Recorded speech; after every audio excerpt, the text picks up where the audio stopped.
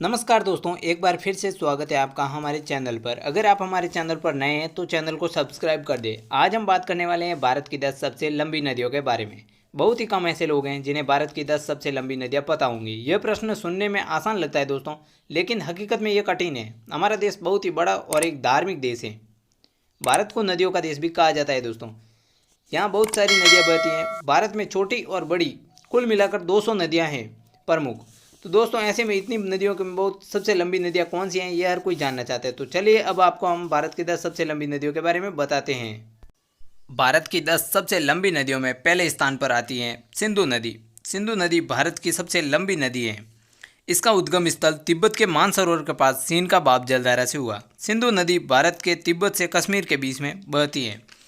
इसकी कुल लंबाई 3180 किलोमीटर है। इतिहास में इस नदी का बहुत महत्व था। सिंधु नदी एशिया की भी सबसे लंबी नदियों में से एक है। ब्रह्मपुत्र नदी भारत की दूसरी सबसे लंबी नदी है। यह नदी तिब्बत, भारत और बांग्लादेश से होकर गुजरती है। इस नदी का नाम देव के रूप में रखा गया है, यानी ब्रह्मा का पुत्र ब्रह्मपुत्र। इसकी लंबाई 2900 किलोमीटर है। यह नदी बंगाल की खाड़ी में जाकर मिलती है। दोस्तों, नंबर 3 पर आती है गंगा नदी। भारत की सबसे मशहूर और प्रमुख नदी है। यह नदी हमारे हिंदू धर्म की सबसे पवित्र नदी है।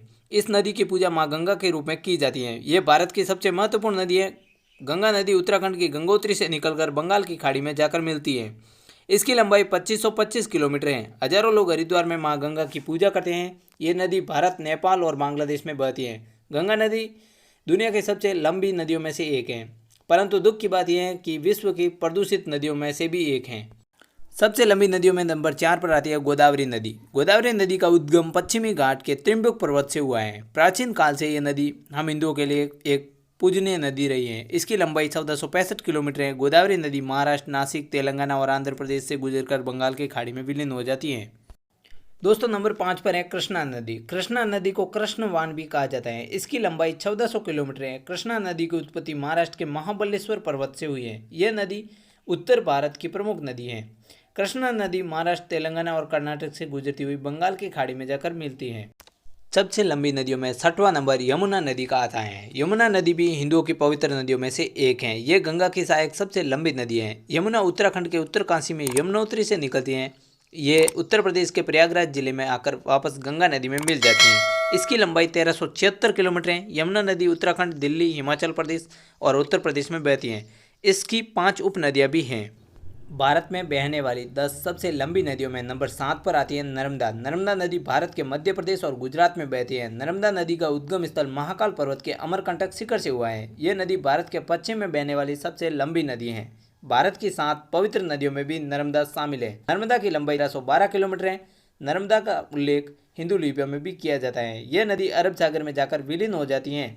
नर्मदा भारत की सबसे पुरानी नदी भी है।